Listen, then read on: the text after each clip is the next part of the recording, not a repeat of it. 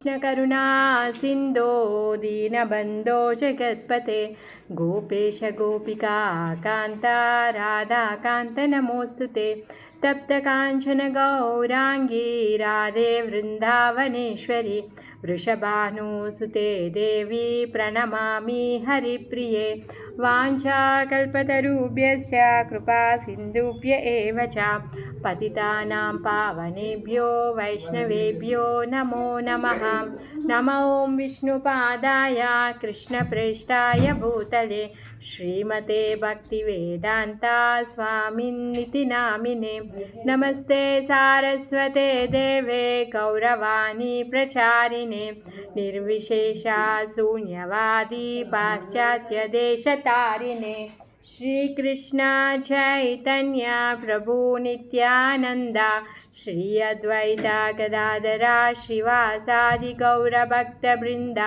హరే కృష్ణ కృష్ణ కృష్ణ హరే హరే హరే రామ రామ రామ హరే హరే మూకం కరోతి వాచాలం పంగుం లంఘాయతే గిరిం యత్కృపాతమహం వందే శ్రీ గురుం దీనతారిణం శ్రీల ప్రభుపాద్ కీ జయ శ్రీ గురుదేవ్ కీ జయ.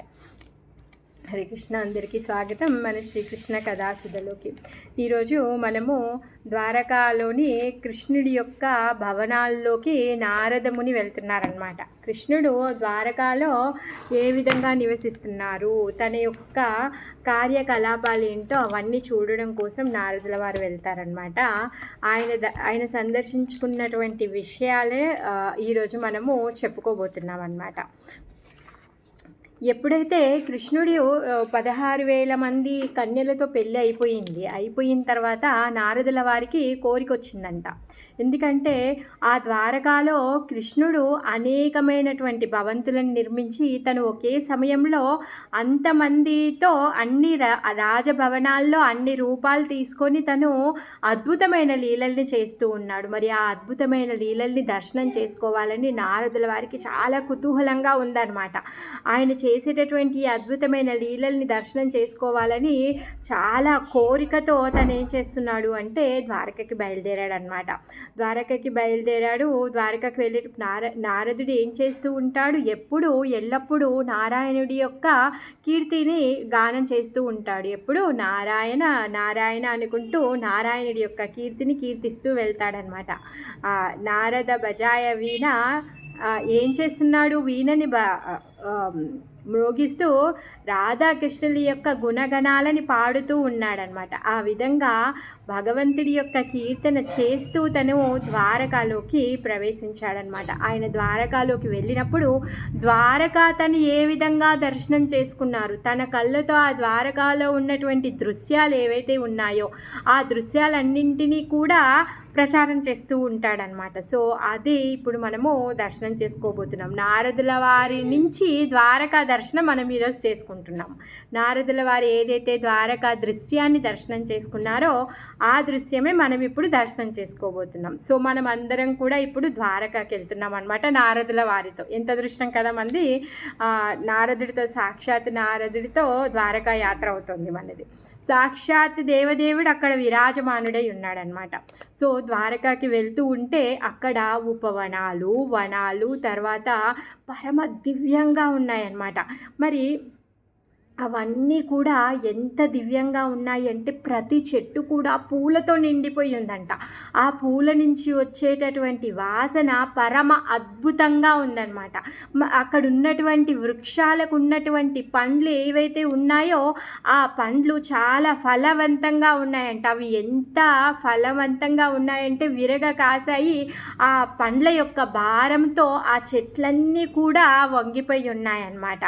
ఆ విధంగా అక్కడ రకరకాల పక్షులు ఉన్నాయి, తర్వాత భృంగాలు ఉన్నాయి. అవన్నీ కూడా కేరింతలు కొడుతూ ఉన్నాయన్నమాట. ఆ పూలతో నిండినటువంటి వృక్షాల నుంచి వచ్చేటటువంటి సుగంధాన్ని అవన్నీ కూడా తీసుకుంటూ ఉన్నాయన్నమాట. తర్వాత ఆ పక్షులన్నీ కేరింతలు కొడుతూ ఉన్నాయి, నేముళ్ళేమో క్రైంకీకారాలు చేస్తూ ఉన్నాయన్నమాట. అక్కడ ఉన్నటువంటి కుండాలు ఏవైతే పుష్కరిణులు, తర్వాత సరస్సులు, అవన్నీ కూడా ఏవైతే ఏమంటారు పాండ్స్, చెరువులు ఇవన్నీ కూడా రకరకాల కమల పువ్వులతోనూ తర్వాత తామర పువ్వులతోనూ నిండి ఉన్నాయంట. Red colour lotus flowers, blue colour lotus ఫ్లవర్స్తోని మొత్తం విరగపూసాయంట, నిండుగా ఉన్నాయంట, రంగురంగుల కమలాలతో నిండిపోయి ఉన్నాయన్నమాట.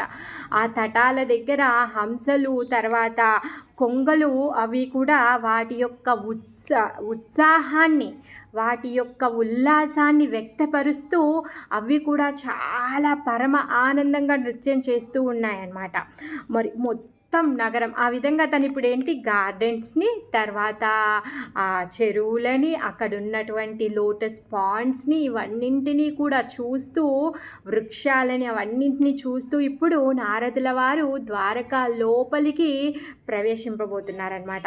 అక్కడ ఉన్నటువంటి లోటస్ పాండ్స్ రకరకాల పూలతో నిండినటువంటి వృక్షాలన్నింటి యొక్క దర్శనం చేసుకుంటూ ఇప్పుడు లోపలికి వెళ్తున్నారు. అక్కడ ఆ ద్వారకా యొక్క నగరంలో ఉన్నటువంటి నిర్మాణం గురించి చెప్తున్నారు. ఏమంటున్నారంటే మొత్తం ద్వారకా నగరం అంతా కూడా పాలరాయితో కట్టబడి ఉందంట.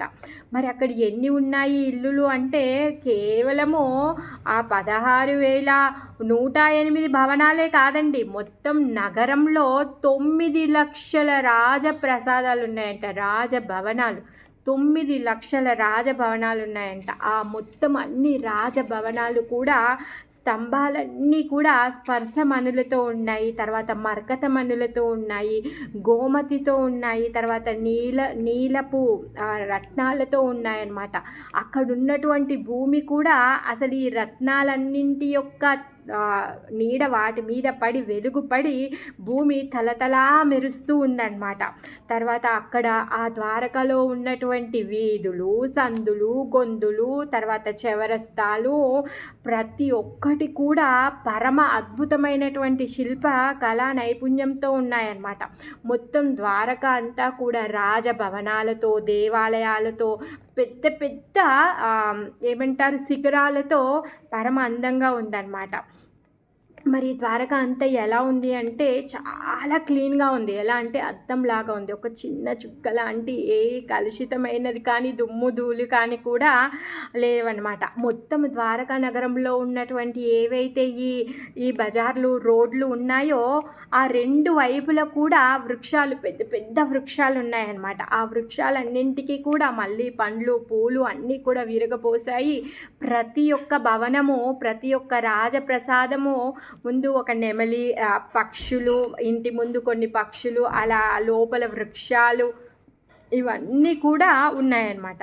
సో ద్వారక అంతా కూడా ఒక పరమ దివ్యమైనటువంటిది ఆ ప్రదేశం. మరి ఈ ద్వారకాలో ఇంత పెద్ద ద్వారకా నగరంలో కృష్ణుడు ఉండేటటువంటి అంతఃపురం ఏదైతే ఉందో అది ఇంకా స్పెషల్ అనమాట. అది ఎంత స్పెషల్ అంటే ఏదైతే ఆ కృష్ణుడు నివసించేటటువంటి అంతఃపురం ఉంది కదా, ఆ అంతఃపురంలో ఏంటి కృష్ణుడు తన యొక్క భార్యలతో, అష్టమహిషులతో పాటు మిగిలిన అందరి రాజకన్యలతో పాటు తను అక్కడ నివసిస్తూ ఉంటారనమాట. గృహస్థ జీవితాన్ని తను నడుపుతూ ఉన్నారనమాట. ఆ ప్రదేశం ఎంత రమ్యంగా ఉంది అంటే ఆ భవనాలు, అసలు ఆ భవనాల్లో అందరూ కూడా శ్రీహరితో కలిసి అక్కడ జీవిస్తూ ఉన్నారనమాట. ఆ అంతఃపురంలో 16,108 మందిరాలు ఉన్నాయి. చాలా పెద్దవి, దివ్యమైనటువంటివి. ఆ మందిరాలను చూడడానికి 2 కళ్ళు సరిపోవంట. ఎందుకు అంటే విశ్వకర్మ ఆయనకు ఉన్నటువంటి నైపుణ్యత ఏదైతే ఉందో, ఆయన దగ్గర ఉన్నటువంటిది ఏదైతే తెలివితేటలు ఉన్నాయో, మరి ఆ విశ్వకర్మకి ఆ తెలివితేటలు ఎవరిచ్చారంట? శ్రీకృష్ణుడే ఇచ్చాడు. ఆ కృష్ణుడు ఇచ్చినటువంటి ఆ మొత్తం ఆయన దగ్గర ఉన్నటువంటి తెలివితేటలు, శక్తి, బుద్ధి అంతా ఉపయోగించి ఆ ద్వారకా నగరంలో ఉన్నటువంటి ఈ స్పెషల్ పార్ట్ ఏదైతే ఉందో ఆ 16,108 భవనాలని తను పరమ అద్భుతంగా నిర్మించారనమాట.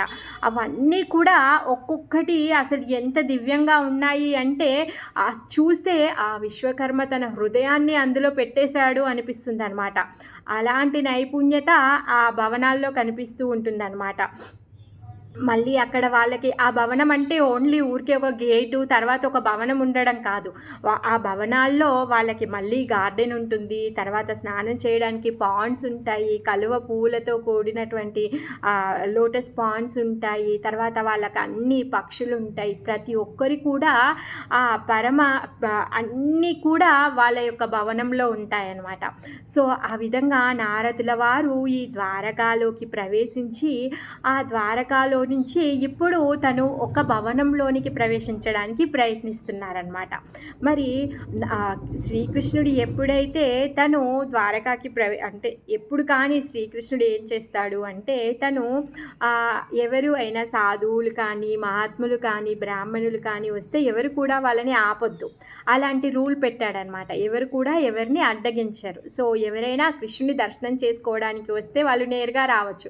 అయినా కానీ నారదుడికి ఏం పర్మిషను, తను ఎక్కడి నుంచి ఎక్కడికైనా ప్రయాణించగలుగుతాడు. తను ఎక్కడి నుంచి ఎక్కడైనా వెళ్ళగలుగుతాడు. ఎవరి రాజ్యంలోకైనా కూడా వెళ్ళగలుగుతాడు. అసురుడు కాదు, సురుడు కాదు, దేవుడు కాదు, దేవాది దేవుడు కాదు, ప్రతి ఒక్కరి దగ్గరికి వెళ్ళి తను నారాయణుడి యొక్క నామాన్ని ప్రచారం చేయగలిగేటటువంటి పరమ భక్తుడనమాట నారదుడు. ఆ విధంగా ఇప్పుడు ద్వారకలోని అంతఃపురంలోకి వెళ్ళారు. అక్కడ ఉన్నటువంటి దివ్య మందిరాలన్నీ దర్శనం చేసుకొని తను ఒక భవనంలోనికి ప్రవేశిస్తున్నారనమాట. మరి ఆ భవనం ఎలా ఉంది? అసలు ఆ భవనము చూడడానికి 2 కళ్ళు సరిపోవట్లేవు. నారదుల వారే అలా అంటే అసలు మనకి చూస్తే కూడా కనిపించదేమో. మనం అసలు చూడడానికి కూడా మన 2 కళ్ళు అసలు ఇంకా సరిపోవన్నమాట. ఆ స్తంభాలన్నీ వైడూర్యాలతో ఉన్నాయంట. గోడలేమో ఇంద్రనీల మణులతో ఉన్నాయంట. తర్వాత ఆ నేల తలతల అని మెరుస్తూ ఉందన్నమాట. రూఫ్ ఏదైతే ఉందో ఆ రూఫ్కి అన్ని చాందినీలు ఉన్నాయంట. ఆ చాందినీలకి ముత్యాలు వేలాడుతున్నాయంట పైనుంచి.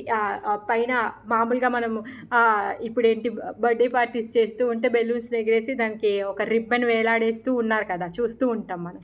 సో, ఆ విధంగా ఆ మొత్తం భవనంలో ముత్యాల సరులు వేలాడుతూ ఉన్నాయంట.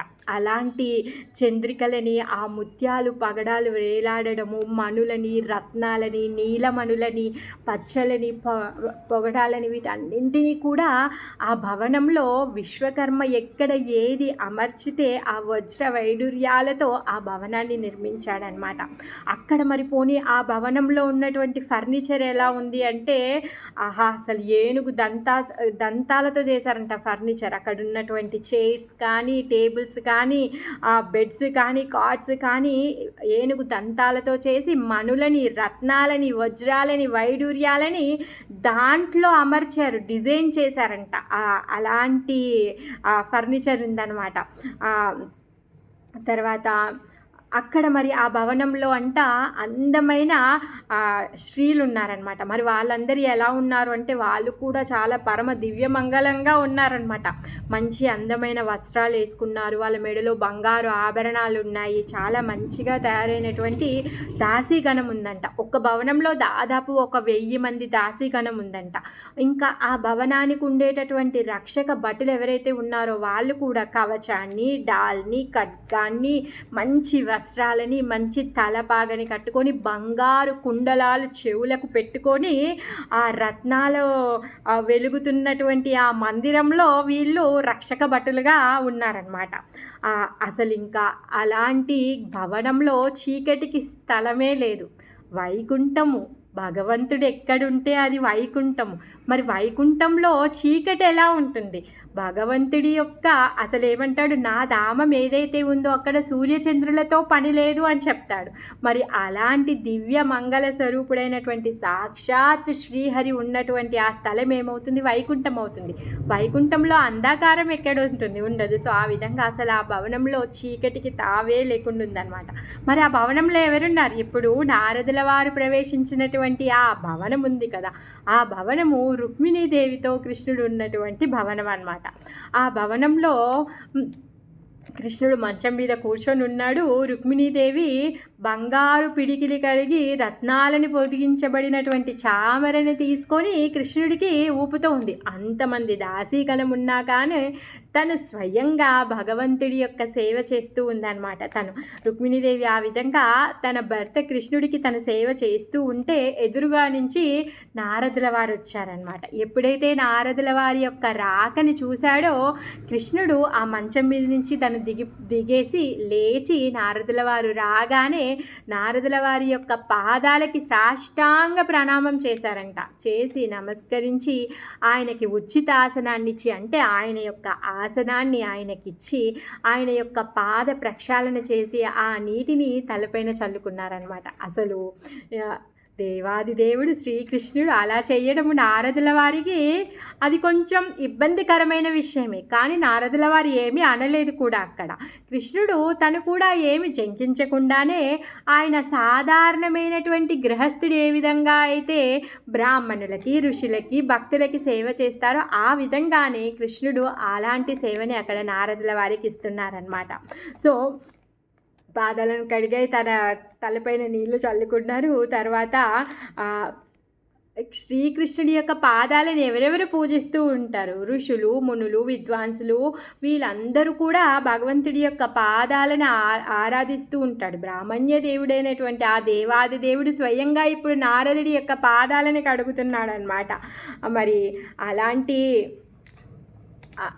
నారదుడికి స్వాగతం పలికి ఇప్పుడు అంటున్నారనమాట. కృష్ణుడు ఏమంటున్నాడు అంటే, హే ప్రభు, మీరు మా పైన దయతలిచి మా ఇంటికి వచ్చారు. సో నేను మీకు ఏ విధంగా సేవ చేయగలుగుతాను అనేసి తను అడుగుతున్నాడు అనమాట. ఏమైనా సేవ ఉంటే చెప్పండి, నేను ఏ విధంగా మీ సేవ చేయగలుగుతాను అని చెప్పేసి మీరు ప్రభు అని చెప్పేసి తనని ఉచితాసనం ఇచ్చి తనకి సపర్యలు చేసి తను అడుగుతున్నాడు అనమాట. నారదుడు అంటున్నాడు, హే ప్రభు, మీరు అఖిల లోకనాథుడు. అన్ని లోకాలని సకల జీవులని అన్నింటినీ కూడా మీ చూపు ద్వారా, మీ సైగల ద్వారా మీరు అన్నింటినీ కూడా సృష్టిస్తూ ఉంటారు, పోషిస్తూ ఉంటారు. మరి మీరు అలాంటి వారు ఈ దుష్ట సంహారం చేస్తూ ఉంటారు. ఈ మొత్తము జగత్తుని రక్షించడం కోసంగానే మీ కోరికానుసారంగానే మీరు ఇక్కడ అవతరించారు. ఎవరో బలవంత పెడితే మీరు ఇక్కడికి రాలేదు స్వామి. మీరు ఎక్కడుండైనా కూడా మీరు ఈ కార్యకలాపాలను చేయగలుగుతారు. మీరేమీ ఇక్కడికే రావాల్సిన అవసరం లేదు. భగవంతుడు అనంతమైనటువంటి శక్తి కలిగినటువంటి వాడు. అతను వైకుంఠంలో తన ఆదిశేషుడి పైన ఆ పర్యంకంలో పడుకొని తను సైగ చేస్తే చాలు, పనులన్నీ అయిపోతాయి.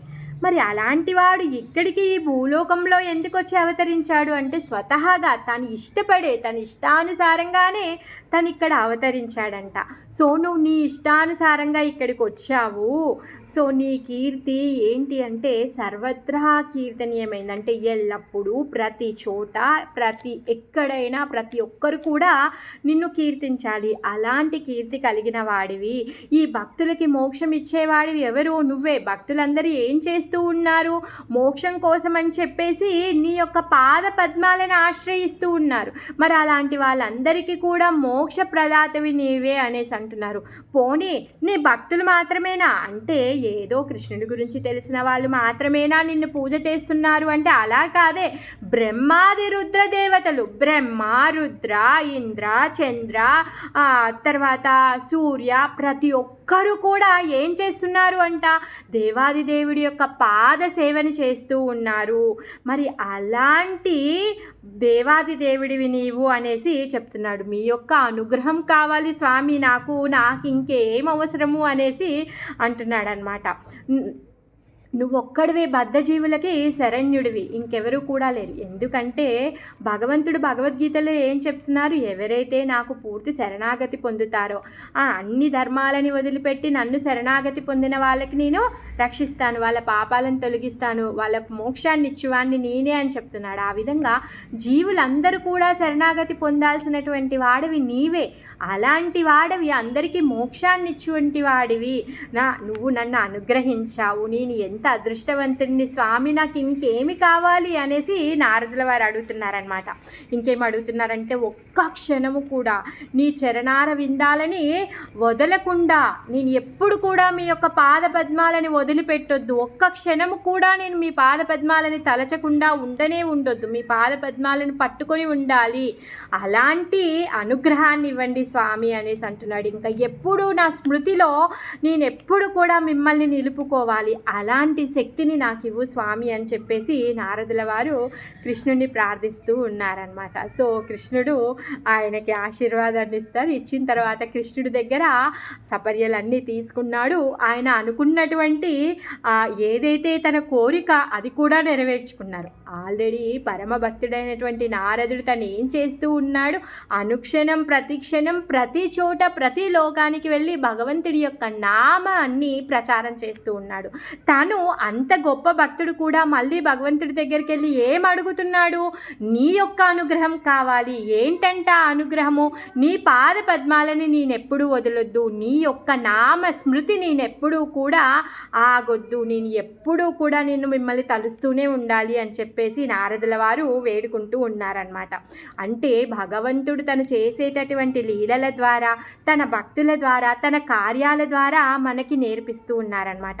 భగవంతుడి యొక్క పాద పద్మాల చింతన ఏదైతే ఉందో అది చాలా ముఖ్యమైనటువంటిది. ప్రతి ఒక్కరు కూడా భగవంతుడి యొక్క పాద పద్మాల యొక్క స్మరణ, ఆయన యొక్క దివ్య నామాన్ని కీర్తించడము ప్రతి ఒక్కరి యొక్క కర్తవ్యం అనమాట. అలా నారదుల వారు రుక్మిణి ఇంకా కృష్ణులు ఉన్నటువంటి భవనాన్ని వదిలేసి బయటికి వచ్చి ఇంకొక భవనంలోనికి ప్రవేశిస్తున్నాడు అనమాట. అక్కడికి వెళ్ళాడు. అక్కడ కృష్ణుడు ఏ లీల చేస్తున్నాడు, యోగేశ్వరుడు, అన్ని యోగ శక్తులకి ఈశ్వరుడు ఈ కృష్ణుడు. అక్కడ ఆ భవనంలో ఏం చేస్తున్నాడు అని చెప్పేసి చూడడం కోసమని ఇంకో భవనంలోనికి ప్రవేశించారు. నారదుల వారి కోరిక ఏముండే, ద్వారకాకు వచ్చేటప్పుడు ఇలాంటి పరమ దివ్యమైనటువంటి లీలలు ఏవైతే ఉన్నాయో అది మామూలుగా ఎక్కడ కనిపించదు. ఎందుకంటే ఒకే చోట 16,108 రూపాల్లో వివిధ కార్యాలు చేయబోతున్నాడు కృష్ణుడు. ఏ విధంగా చేస్తున్నాడు ఆ దర్శనం నాకు కావాలి అని చెప్పేసి వచ్చారు కదా, అందుకని చెప్పేసి ఇంకో భవనంలోనికి నారదుల వారు వెళ్తున్నారనమాట. వెళ్తే ఆ భవనంలో అక్కడ తను కూర్చొని భార్యతో కూర్చొని ఉద్ధవుడితో కలిసి, భార్యాభర్తలు ఇద్దరు ఉద్ధవుడితో కలిసి పాచికలు ఆడుతూ ఉన్నారనమాట. సో వాళ్ళు ఆడుతూ ఉండగా నారదుల వారు వెళ్ళారు. నారదుల వారు వెళ్ళగానే నారదుల వారి యొక్క రాకని చూసి కృష్ణుడు, తర్వాత కృష్ణుడి అక్కడ ఉన్నటువంటి రాణి, తర్వాత ఉద్ధవుడు, ఈ ముగ్గురు కూడా లేచి నారదుల వారికి మళ్ళీ స్వాగతం పలుకుతున్నారు. నారదుడికి తెలిసి ఇప్పుడే కృష్ణుడు అక్కడ స్వాగతం పలికాడని, కృష్ణుడికి కూడా తెలిసి ఇప్పుడే నేను ఇంకొక భవనంలో స్వాగతం పలికానని.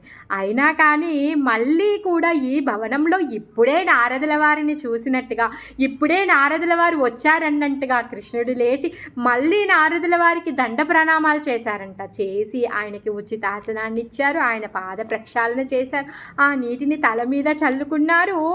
అంతా కూడా ఇంతకుముందు చేసినట్టుగానే అంతా కూడా చేశారు. అక్కడ రుక్మిణితో కలిసి చేసినట్టుగా తనేమి అక్కడ చెప్పడం లేదు. నారదుల వారు కూడా మీరు ఇప్పుడే నన్ను స్వాగతించారు కదా అనేసి తనేమి అనట్లేదనమాట. ఆ విధంగా పాదసేవ చేసినప్పుడు ఇంకా కృష్ణుడు ఏమంటున్నాడంటే నారదుల వారితో, మీరు పరిపూర్ణులు, మీరు పూర్ణమైనటువంటి వాళ్ళు, మేమేంటి గృహస్థులము, మేము ఏం చేస్తూ ఉంటాము, గృహస్థులకి కోరికలు ఉంటూ ఉంటాయి, ఆ కోరికలను తీర్చుకోవడం కోసము తహతహలాడుతూ ఉంటామన్నమాట. ఏం చేయగలను స్వామి, నువ్వు పరిపూర్ణమైన వాడివే, నీకు నేను ఏ విధంగా సేవ చేయగలుగుతాను అనేసి అడుగుతున్నాడనమాట. సో బ్రాహ్మణ, నువ్వు వచ్చావు కదా, నీ యొక్క రాక వలన నా జన్మ ధన్యమైపోయింది, నాకు శుభాన్ని చేకూర్చు అని చెప్పేసి అంటున్నాడు అనమాట. నారదుడు ఆ మాటలన్నీ విని ఇంకా ఏమీ మాట్లాడట్లేదు, ఏమీ కూడా తను ఏమీ అనట్లేదు. తర్వాత కృష్ణుడు అంటాడు, స్వామి నేను మీకు ఏమి సేవ చేయగలుగుతాను, నేనేమి అర్పించగలుగుతాను, నేను గృహస్థుని కదా, మరి మా ఇంటికి బ్రాహ్మణులు వస్తే నేను ఏదో ఒకటి మీకు అర్పించాలి కదా, అందుకనే నా నా సాయశక్తి అనుసారంగా నేను ఏదో ఒకటి మీకు సమర్పించుకుంటాను, ప్లీజ్ మీరు ఆజ్ఞాపించండి, ఏదో ఒకటి చెప్పండి సేవని నేను చేస్తాను అనేసి అంటాడనమాట. సో మరి మీకు సేవ చేయడం వల్ల నా జన్మకి శుభం అవుతుంది అనేసి కృష్ణుడు అంటాడనమాట. నారదుల వారు ఆసనం నుంచి లేచారు, ఏమీ మాట్లాడట్లేదు, సప్పుడు లేకుండా నెమ్మదిగా అక్కడి నుంచి బయటకు వచ్చేసారు. ఎలా ఉంది అంటే ఇంకా అసలు అంటే నారదుల వారు ఆశ్చర్యపోతున్నారు కృష్ణుడి యొక్క లీలల్ని చూస్తూ. ఓన్లీ ఇప్పుడు రెండో భవనంలోకే వెళ్ళారు, షాక్లో ఉన్నారనమాట నారదులు. ఆ తర్వాత తను నెమ్మదిగా లేచారు, ఏం మాట్లాడట్లేదు, అలా మౌనంగా ఆ భవనం నుంచి బయటికి వచ్చి ఇంకో భవనంలోకి వెళ్ళారనమాట. ఇంకో భవనానికి వెళ్ళారు. మళ్ళీ ఆ భవనంలో కూడా నారదుల వారు రాకని చూసి తను లేచి తనకి మళ్ళీ అదే విధంగా గౌరవ సత్కారాలు చేశారు. ప్రతి భవనంలో నారదుల వారు ఎన్ని భవనాల్లోకి ప్రవేశిస్తారో అన్ని భవనాల్లో కృష్ణుడు ప్రతి భవనంలో తన భార్యతో పాటుగా నారదుల వారి యొక్క పాద పద్మాలకి ప్రణామాలు చేసి, పాద ప్రక్షాళన చేసి, తనకి ఉచిత సత్కర్మలని చేసి, తనకి సేవ చెయ్యాలనే ఉత్కంఠతని తను ప్రదర్శిస్తారనమాట. ప్రతి భవనంలో ఇది జరుగుతూనే ఉందన్నమాట. అయితే ఈ భవనంలో ఏం చేస్తున్నాడంటే కృష్ణుడు తన పిల్లలతో ఆడుకుంటూ ఉన్నాడు, ఆలనా పాలన చేస్తూ ఉన్నాడు, పిల్లలకు ముద్దు పెడుతూ ఉన్నాడనమాట. నారదుల వారు రాగానే లేచి తనకి స్వాగతం చేశారనమాట. సో అక్కడి నుంచి ఇంకో భవనంలోకి వెళ్ళారు. మరి అక్కడ ఏం చేస్తూ ఉన్నారు అంటే కృష్ణుడు అక్కడ యజ్ఞాన్ని హోమాన్ని చేస్తూ ఉన్నాడనమాట. తర్వాత ఇంకో భవనంలోకి వెళ్ళారు, అక్కడ పంచమహాయజ్ఞము చేస్తున్నాడు. ఈ పంచశూనము అనేసి అంటారనమాట. పంచశూనం అనే యజ్ఞాన్ని కృష్ణుడు చేస్తున్నాడు. పంచశూనము అనే యజ్ఞాన్ని గృహస్థులు చేస్తారంట. వాళ్ళు ఎందుకు చేస్తారు అంటే వాళ్ళకి తెలియక చేసినటువంటి పాపాలని ప్రాయశ్చిత్తం చేసుకోవడం కోసం ఈ పంచశూనం అనే యజ్ఞాన్ని చేస్తారు. ఆ యజ్ఞాన్ని కృష్ణుడు చేస్తున్నాడు అనమాట. ఏంటి అంటే కుండలో నీటిని ముంచినప్పుడు, అంటే మనం నీళ్లు తోడుకోవడము, నీళ్లు తెచ్చుకున్నప్పుడు ఆ నీటిలో కూడా క్రిమికీటకాలు వస్తాయి, అవి చనిపోతాయి, దానివల్ల వచ్చేటటువంటి పాపము. తర్వాత తిరగలి తిప్పినప్పుడు, అంటే పిండి పట్టించేటప్పుడు, ఇప్పుడంటే మనం తిరగళ్ళు లేవు, బట్ మనం మిషన్లో పిండి పట్టించేటప్పుడు కూడా ఎన్నో క్రిములు చచ్చిపోతూనే ఉంటాయండి. తర్వాత ఆహారం తీసుకునేటప్పుడు, ఆహారం వండేటప్పుడు, తర్వాత ఇల్లు ఊడ్చేటప్పుడు ఎన్ని చీమలు, తర్వాత పురుగులు, తర్వాత సాలె పురుగులు, ఎన్ని పురుగులు ఉంటాయి. తర్వాత వీధిలో నడిచేటప్పుడు, మనం నడిచేటప్పుడు మన కాళ్ళ చెప్పుల కింద ఎన్ని పురుగులు పడి చనిపోతున్నాయో మనకు తెలియదు కదా.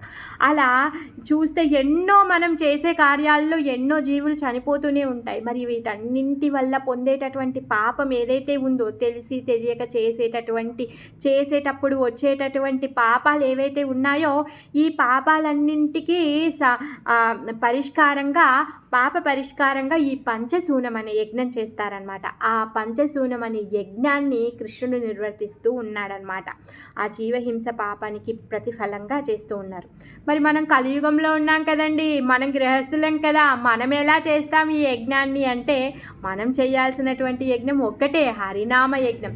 హరే కృష్ణ కృష్ణ కృష్ణ హరే హరే, హరే రామ రామ రామ హరే హరే అనే ఈ మంత్ర యజ్ఞాన్ని, జప యజ్ఞాన్ని మనం చేయడం వల్ల ఇక్కడ చెప్పేటటువంటి యజ్ఞాలు ఏవైతే ఉన్నాయో ఆ యజ్ఞాలన్నీ కూడా చేసినట్టే.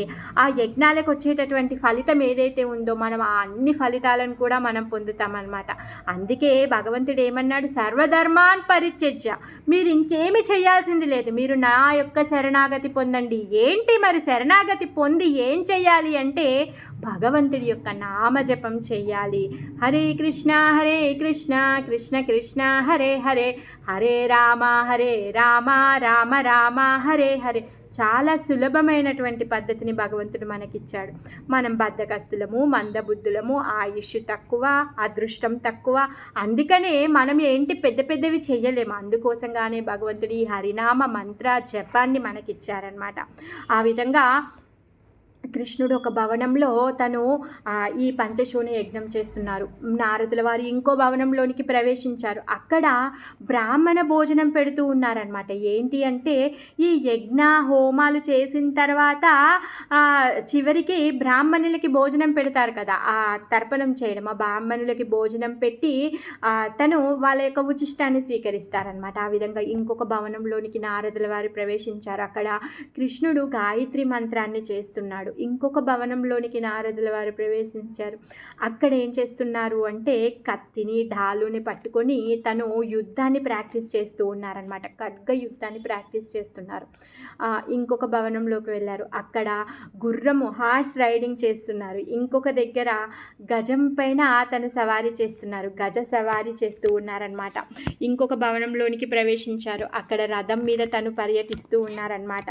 తర్వాత అలానే ఇంకో భవనంలోనికి ప్రవేశించారు. అక్కడ కృష్ణుడు ఆసనం మీద కూర్చొని ఆయనని భక్తులు ఏదైతే కీర్తించేటటువంటి స్తోత్రాలు అష్టకాలు ఏవైతే ఉన్నాయో వాళ్ళు చదివేటటువంటి స్తోత్రాలని చాలా ప్రశాంతంగా కూర్చొని వింటూ ఉన్నాడంట.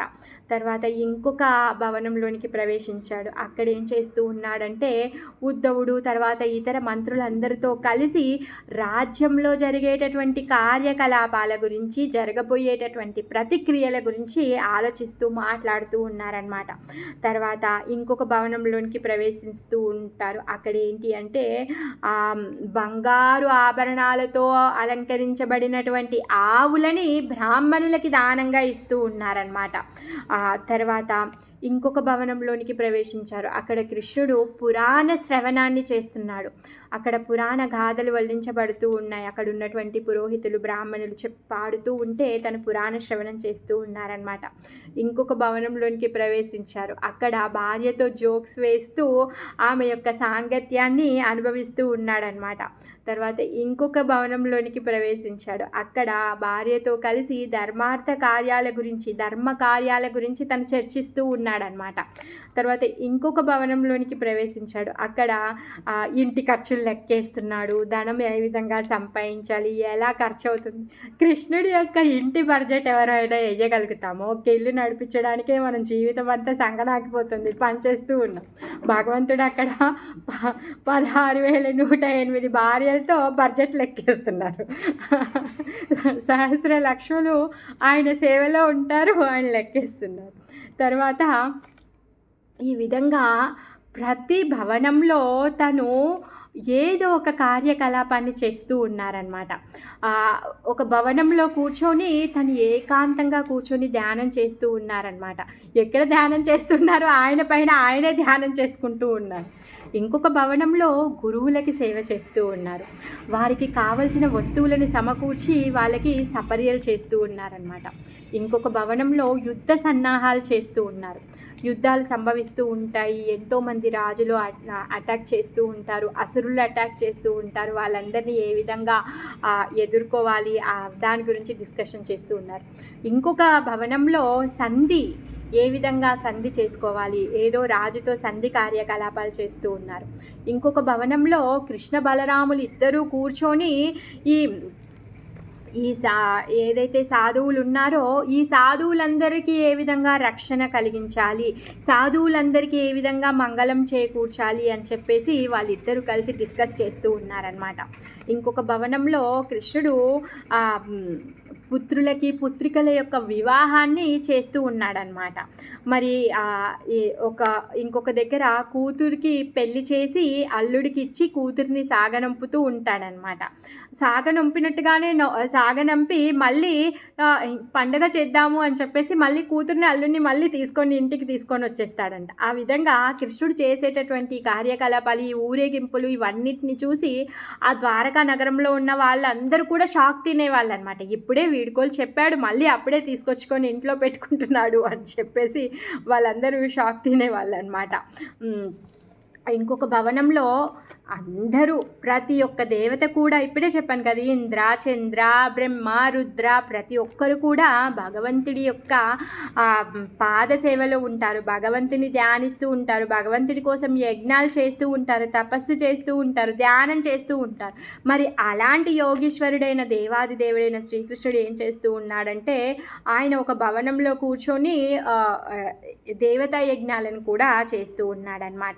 తర్వాత ఇంకొక దగ్గర చూస్తే ఈ ప్రజలందరికీ కావాల్సినటువంటి రోడ్లను ఏ విధంగా వేయాలి, తర్వాత చెరువులను ఏ విధంగా ఏర్పరచాలి, ఉద్యానవనాలను కట్టించడము, ఇలాంటి ధర్మకార్యాలు చేస్తూ ఉంటాడనమాట.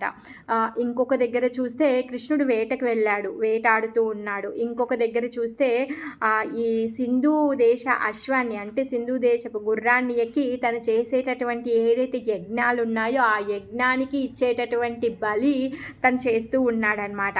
తర్వాత ఇంకొక దగ్గర చూస్తే కృష్ణుడు మారువేషంలో వెళ్ళి అక్కడ రాజ్యంలో ఉన్నటువంటి వేరే వాళ్ళందరూ, అక్కడ ఉన్నటువంటి రాజ ప్రజలు పురజనుల్లో వాళ్ళందరి ఇళ్ళల్లో ఏం మాట్లాడుకుంటున్నారు, రాజ్యం గురించి ఏం మాట్లాడుకుంటున్నారు, రాజు గురించి ఏం మాట్లాడుకుంటున్నారు, ఆ సీక్రెట్స్ తెలుసుకోవడం కోసం, ఈ రాజ్య సమాచారం తెలుసుకోవడం కోసము మారువేషం వేసుకొని తను వెళ్తూ ఉంటాడనమాట. ఆ విధంగా కృష్ణుడు చేసేటటువంటి ఈ రకరకాలైనటువంటి అసలు ఇలాంటి ప్రదర్శన ఏదైతే ఉందో ఇదంతా కూడా నారదుల వారు దర్శించుకున్నారనమాట. ఈ యజ్ఞం ఎప్పుడు చేస్తూ ఉన్నారు అంటే మొత్తం రోజంతలో రకరకాల భవనాల్లోనికి నారదుల వారు ప్రవేశించారు.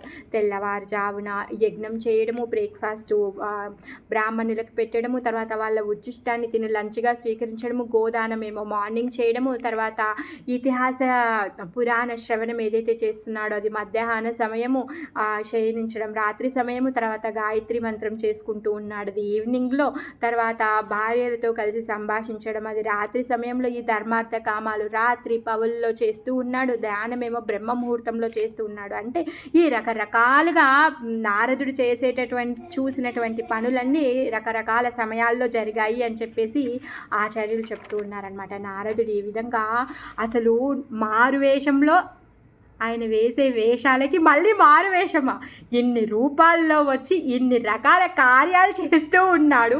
దాన్ని చూసి షాక్లో ఉన్నాడు నారదుడు. ఇప్పుడు చూస్తే మారు వేషంలో వచ్చి మళ్ళీ అక్కడ ఏం జరుగుతుందో చూడడానికి మారు వేషంలో రావడం, అది చూస్తే నారదుల వారికి అసలు నవ్వు ఆగడమే లేదంట. ఎంత నవ్వుకుంటూ ఉన్నారు అంటే కృష్ణుడిని చూసి ఆ నవ్వుని బలవంతంగా కొంచెం సేపు ఆపుకున్నారనమాట. ఋషికేశుడు ప్రతి ఒక్కరి హృదయంలో పరమాత్మ రూపంలో ఉన్నారు, తనకి తెలియంది ఏమీ లేదు, తను చెయ్యాల్సింది ఏమీ లేదు.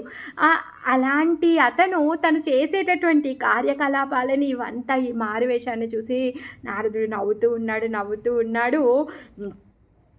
అయితే అప్పుడు నారదుల వారి కృష్ణుడితో అంటున్నారనమాట, మీరు యోగేశ్వరుడు, తర్వాత అందరి హృదయాల్లో పరమాత్మవి. అసలు నీ యొక్క యోగా బలం ఏదైతే ఉందో ఆ యోగా బలాన్ని ఏ యోగులు కూడా తెలుసుకోలేరు. అందుకే బ్రహ్మరుద్రులు వాళ్ళు కూడా నీ యొక్క శక్తిని తెలుసుకోలేరు, నీ యొక్క కార్యకలాపాలను తెలుసుకోలేరు అని చెప్పేసి ఆచార్యులు పాడుతూ ఉంటారనమాట. మరి నేను ఇప్పుడు ఇవన్నీ ఏ విధంగా దర్శనం చేసుకోగలిగాను? ఇప్పుడు మీరు చేసేటటువంటి ఈ లీలలన్నీ ఏవైతే ఉన్నాయో మీ యొక్క వివిధ రూపాలు కార్యకలాపాలని నేను ఏ విధంగా దర్శనం చేసుకున్నానంటే, స్వామి అది నీ యొక్క కృప మాత్రమే, నీ యొక్క కృప లేకపోతే నేను ఆ దర్శనమే చేసుకోలేకపోయేవాడిని, నీ శక్తిని అసలు చూడలేని వాడిని. గొప్ప గొప్ప యోగులు కూడా నీ యొక్క బలాన్ని చూడలేరు, నీ యొక్క శక్తిని చూడలేరు.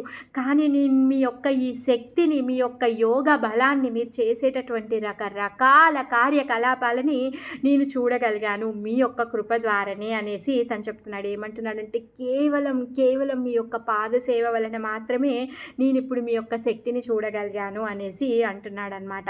ఆ బ్రహ్మరుద్రులే నీ యొక్క యోగ మాయని తెలుసుకోలేరు అనేసి అంటున్నాడనమాట. నేను వెళ్తాను స్వామి, నాకు పర్మిషన్ ఇవ్వండి అనేసి అంటున్నాడనమాట. ఇంకేమంటున్నాడంటే, మీ యొక్క పాద పద్మాలు ఏవైతే ఉన్నాయో పాద పద్మాలను కడిగినటువంటి గంగాజలమే ముల్లోకాలను తరింపచేస్తూ ఉంటుంది. మీ యొక్క పాద పద్మాల స్తుతి మొత్తము ప్రతి ఒక్కరు కూడా పాడుతూ ఉంటారు.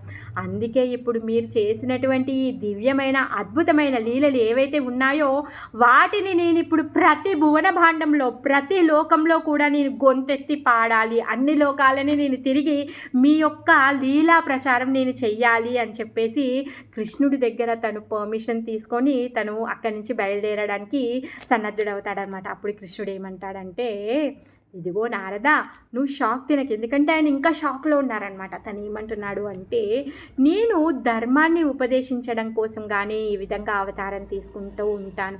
మరి ఈ ధర్మాన్ని ఎందుకు ఆచరిస్తున్నాను అంటే, ఈ ధర్మాన్ని నేను ఆచరించి చూపించడం వల్ల ప్రతి ఒక్కరు కూడా నన్ను చూసి ఆచరిస్తారు అనేసి చెప్తున్నారు. ఈ ధర్మాన్ని అనుమతించేవాడిని నేనే. ఈ ధర్మం యొక్క నియమాలు ఎవరు ప్రతిష్టాపన చేశారు? ఎవరో ఒకరు రాయలేదండి. అవి సాక్షాత్ భగవంతుడిచ్చినటువంటి వేదాల నుంచి వచ్చినటువంటి ధర్మ నియమాలు. అందుకే భగవంతుడు భగవద్గీతలో తను ఏం చెప్తున్నాడు, తను చెప్పినటువంటివి మనం పాటిస్తే మన యొక్క ఉద్ధారణ జరుగుతుంది. అదే భగవంతుడి అనుమతినిచ్చిన వాడిని కూడా నేనే అనేసి చెప్తున్నాడనమాట. పుత్ర, నారదుని పుత్ర అంటున్నాడు. అందుకే ఈ లోకానికి ధర్మాన్ని ఆచరించి చూపించడం కోసంగానే నేనిప్పుడు ఈ గృహస్థుడిగా వచ్చి ఈ కార్యకలాపాలను చేస్తున్నాను. ఇవన్నీ చూసి నువ్వు డిస్టర్బ్ అవ్వకు అనేసి అంటున్నాడు అనమాట. ఏమంటున్నాడు అంటే, ఆయన యొక్క షాకుని తీయడం కోసంగానే తను ఈ విధంగా మాట్లాడుతూ ఉన్నాడనమాట. టైం ఎంతైంది? మీ యొక్క నారదుడి యొక్క షాక్ని తీసేయడం కోసంగానే తను ఆ విధంగా మాట్లాడుతున్నాడు. భగవద్గీతలో చెప్తాడు కృష్ణుడు ఏమంటాడు, యద్ ఆచరత శ్రేష్ఠ తత్తద్దేవతర. అంటే ఎవరైతే శ్రేష్టమైన వాళ్ళు ఉన్నారో, హీరోస్, రోల్ మోడల్స్ ఎవరైతే ఉన్నారో వాళ్ళు ఉత్తమమైన ప్రవర్తన ప్రవర్తిస్తే వాళ్ళని చూసి మిగిలిన వాళ్ళందరూ కూడా ఫాలో అవుతారు. అవునా కాదా? సో ఒక సినిమా హీరో కానీ ఒక క్రికెట్ ప్లేయర్ కానీ ఏదైనా చేశారనుకోండి, వాళ్ళు చేసిన పని ప్రతి ఒక్కరు కూడా చేయాలనుకుంటారు. ఆ విధంగా రియల్ హీరో అయినటువంటి కృష్ణుడు ఈ ధర్మాచరణని పాటిస్తూ దాన్ని ఆ శ్రేష్టమైన ఆచరణ ప్రతి ఒక్కరు చేసే విధంగా అందరూ తనని ఫాలో అయ్యే విధంగా తను ధర్మ ప్రచారం కోసం మాత్రమే ఇప్పుడు నేను ఈ విధంగా చేశాను. తన పాదపద్మాలని కడిగాడు కదా, ఆ విషయాన్ని గుర్తుకు చేస్తున్నాడు అనమాట. ఎందుకంటే నేను నీ యొక్క పాదాలను కడిగాను కదా, దానికి కూడా తను బాగా షాక్ అవుతాడనమాట. అందుకని తను చెప్తాడు, ఏమంటాడు అంటే, సో దానికి నువ్వు షాక్ అవ్వకు అనేసి అంటున్నాడు. నువ్వు చెయ్యనిచ్చావు, చాలా బాగుంది. కాకపోతే ఆ జలంని స్వీకరించుట నీ అనుమతిని, అంటే ఇప్పుడు నారదుల వారి యొక్క అనుమతి తీసుకొని ఆయన జలాన్ని తను స్వీకరించాలి. కానీ తను తీసుకున్నారు. నారదుల వారు ఏమనుకుంటున్నారంటే ఇది గొప్ప అపరాధము అనేసి తను అనుకుంటున్నారనమాట. అందుకే కృష్ణుడు ఏమంటున్నాడంటే, నారదుల వారి హృదయంలో ఆ అపరాధ భావం ఏదైతే ఉందో ఆ అపరాధ భావాన్ని తొలగించడానికి కృష్ణుడు మాట్లాడుతున్నాడు. ఏమంటున్నాడంటే, పిల్లవాడు తండ్రి ఒడిలో ఉన్నాడనుకో, తండ్రికి తన కాలు తలుగుతుంది. అలానే అది అపరాధం అవుతుందా? కాదు కదా. అందుకే ఇప్పుడు నువ్వేమీ నా పట్ల అపరాధం చేయలేదు, నేనేమి మీరు నా పట్ల అపరాధం చేశారని నేనేమీ అనుకోవట్లేదు అనేసి తను చెప్తారనమాట. ఎందుకంటే నారదుల వారి యొక్క పాద ప్రక్షాళన చేసి ఆ పాద జలాన్ని తను స్వీకరించారు. ఆ విధంగా చెప్తున్నాడు అనమాట. గృహస్థుడు ఏ విధంగా ఈ బ్రాహ్మణుల భక్తుల యొక్క సేవ చేయాలి, వాళ్ళని వాళ్ళు పవిత్రం చేసుకోవాలి, అది నేర్పించడం కోసంగానే నేను ఇప్పుడు ఈ విధంగా ఈ గృహ కలాపాల్లో నియుక్తమై ఈ గృహ కలాపాలన్నింటినీ కూడా చేస్తున్నాను అనేసి చెప్తున్నాడు అనమాట. ఎందుకు? ఈ గృహస్థుల్లో ఉన్నటువంటి మన అందరి పట్ల కరుణ కలిగిన వాడే ఈ భగవంతుడి ఈ లీలల్ని చేస్తూ ఉన్నాడనమాట.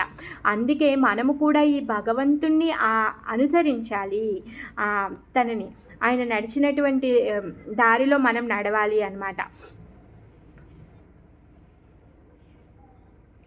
సో ఆ విధంగా భగవంతుడు నారదుల వారు ఏదైతే చూడాలనుకున్నారో అది భగవంతుడు ఆయనకి చూపించాడు. ఆయన యొక్క కోరిక నెరవేరిందనమాట. ఆ విధంగా నారదుడు భగవంతుడి యొక్క దర్శనాన్ని కోరుకున్నాడు, భగవంతుడు ఇచ్చాడనమాట. సో నారదుడు అవన్నీ చూసి ఆశ్చర్యమైపోయి తను ఇంక అక్కడి నుంచి భగవంతుని నిరంతరం స్మరిస్తూ అక్కడి నుంచి వెళ్ళిపోయాడనమాట. సాధారణ గృహస్థుని వల్లే తను ఎందుకు ఆ విధంగా ప్రవర్తిస్తున్నాడు అంటే మనందరి కోసమే తను ప్రవర్తిస్తున్నాడు. ఆయన సకల జీవుల లాభం కోసమే ఆ విధంగా తను ప్రదర్శిస్తూ ఉన్నాడనమాట. ఆ విధంగా 16,000 రాణులతో కూడి తను చేసేటటువంటి ఏదైతే ఈ సేవ ఉంది కదా, అది పరమ అద్భుతమైనటువంటిది. అది మనం ఎవరము కూడా మనం చెయ్యలేము, ఆచరించలేము. భగవంతుడు తన యొక్క శక్తి ద్వారా ఇవన్నీ చేస్తూ ఉన్నాడు. అంతేకాని తను చేస్తున్నాడు కదా అంటే భగవంతుడు చాలా పెళ్ళిళ్ళు చేసుకున్నాడు కాబట్టి మేము ఆయనను ఫాలో చేస్తున్నాం కాబట్టి మేము చాలా పెళ్ళిళ్ళు చేసుకుంటాము, దాంట్లో తప్పులేదు అనుకుంటే అది మన మూర్ఖత్వం. అది కాదు అనేసి ప్రభుపాదుల వారు చెప్తున్నారనమాట. ఈ సృష్టి స్థితి లయ ఇవన్నీ కూడా ఎవరు అంటే భగవంతుడే చేస్తూ ఉన్నాడు. అందుకనే ఆయన చేసేటటువంటి అసాధారణమైన కార్యాలు ఏవైతే ఉన్నాయో అవి మనం చెయ్యలేము. సో అందుకే భగవంతుడు చూపించినటువంటి దారిలో మనం నడుస్తూ ఆ విధంగా మనం భక్తి చేయాలి. అప్పుడే మనని మనం ఉద్ధరించుకోగలుగుతామన్నమాట. అయితే ఇక్కడ ప్రభుపాదుల వారు ఏమంటున్నారంటే ఈ అధ్యాయంలో మనకు ఒక ఫలశ్రుతిని కూడా ఇచ్చారనమాట. ఏంటి అంటే ఎవరైతే భగవంతుడి యొక్క ఇలాంటి అసాధారణమైనటువంటి కర్మలని కీర్తిస్తారో, విన్నారో, ఆమోదిస్తారో అతను మోక్షప్రదాయమగు దేవదేవుని పట్ల నిక్కముగా భక్తిని వృద్ధి కావించుకొనును. సో ఎవరైతే ఇలాంటి భగవంతుడి యొక్క కార్యకలాపాలను వింటామో, చెప్తామో, మళ్ళీ వాటిని ఆమోదిస్తామో అంటే కరెక్టే, భగవంతుడు దేవాది దేవుడు కాబట్టి తను ఏదైనా చేయగలుగుతాడు అని అంగీకరిస్తామో అలాంటి వాళ్ళకి కృష్ణ భక్తి ఇంకా వృద్ధి చెందుతుంది అని చెప్పేసి చెప్తున్నారనమాట. సో ఆ విధంగా కృష్ణుడి యొక్క దివ్యమైనటువంటి రూపాల్లో ఏ విధంగా తను లీలలు చేస్తున్నాడో ఆ దర్శనాన్ని నారదుల వారు మన కోసం దర్శనం చేసుకొని మనకి ఆ దర్శనాన్ని చూపించారనమాట. జై శ్రీకృష్ణ భగవానికి జై, నారదులకి జై, నారద జై. హరే కృష్ణ. హరే కృష్ణ మాతాజీ. హరే కృష్ణ. హరే కృష్ణ. హరే కృష్ణ మాతాజీ.